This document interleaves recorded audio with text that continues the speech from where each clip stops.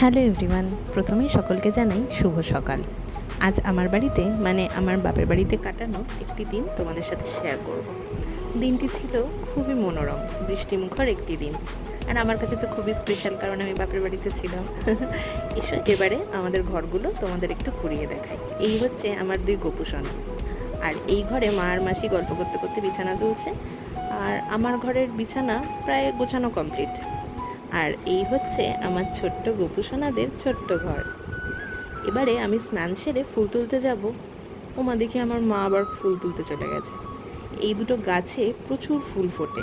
একটা হচ্ছে থোকা টগর গাছ আর একটা হচ্ছে লাল জবা। এই দেখো কত ফুল ফুটেছে।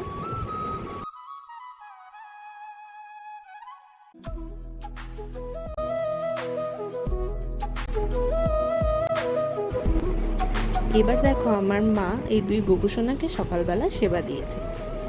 এবার দুপুরের সেবা আমার দেওয়ার পালা। এ বাড়িতেও আমাদের 2-3 জায়গায় পুজোর প্রস্তুতি নিতে হয়। নিচে ঠাকুরকে ফুল সাজিয়ে দিয়ে এবার ছাদ বাগানে এসছি। ছাদ বাগানে দেখো আজ অনেক ফুল ফুটেছে।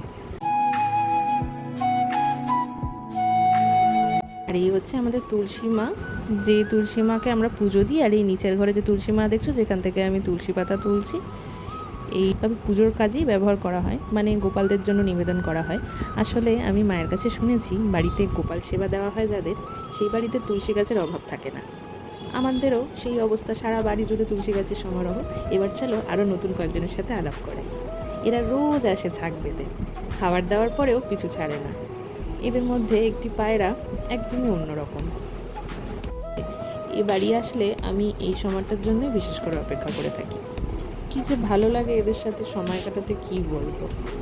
অবুঝ নিষ্পাপ প্রাণগুলো দুটো খাবারের আশায় এবাড়ি ওবাড়ি ঘুরে বেড়ায়, এত মায়া লাগে। এবার দেখো ছাদেও কত তুলসী গাছ হয়ে রয়েছে। যা, ঝড়ে অপরাজিতা গাছটা একেবারে ঝুলে পড়েছে। দেখি এটাকে আবার বেঁধে দিতে হবে। এখন যাই, ওইদিকে আবার পুজোর দেরি হয়ে যাচ্ছে। আর এই দেখো, এই হচ্ছে আমাদের ঠাকুর ঘর। এটি গোপীর বসার জায়গা। চলো প্রথমেই গোপুসোনাকে কী দিয়ে স্নান করাই দেখিয়ে নিই। টক দই, অশ্বগন্ধা, গঙ্গা জল, মধু, ঘি দিয়ে আমি ওকে স্নান করাবো। দুই গোপীকে স্নান করানোর পর একে একে সব ঠাকুরদের স্নান করিয়ে নিচ্ছি। এই যে দেখছো লোকনাথ বাবা, এনাকে আমি অঙ্গরাগ করেছি। ইনি আসলে আমরা অনেক বছর আগে চাকরা থেকে এনাকে এনেছিলাম। এনার রঙটা খুবই পরিবর্তন হয়ে গিয়েছিল। আমাদের পাথরের বলে দিয়েছিল, কিন্তু আমরা ঠকে গিয়েছিলাম। যাই হোক, আমি অঙ্গরাগ করেছি। সেই ভিডিও আমার কাছে থাকলে আমি পরে শেয়ার করব। দেখো তো, গোপুসোনাদের স্নান করিয়ে সাজিয়ে দিলাম। কেমন লাগলো জানিও কিন্তু। এই ঠাকুর ঘরটি যেন সব ঘরের থেকে আলাদা হয়, তাই না? এখানে বসে মনের যত ক্লান্তি, দুশ্চিন্তা সব যেন এক নিমেষে উধাও হয়ে যায়। মনে যেন এক অদ্ভুত পজিটিভ এনার্জি কাজ করে। আমরা ভগবানকে চোখে দেখতে পাই না ঠিকই, কিন্তু অনুভূতিতে অবশ্যই ওনাদের সান্নিধ্য পাই। তাই আমি যেখানেই থাকি না কেন, স্নান সেরে আগে ভগবানের সেবায় নিমজ্জিত হই।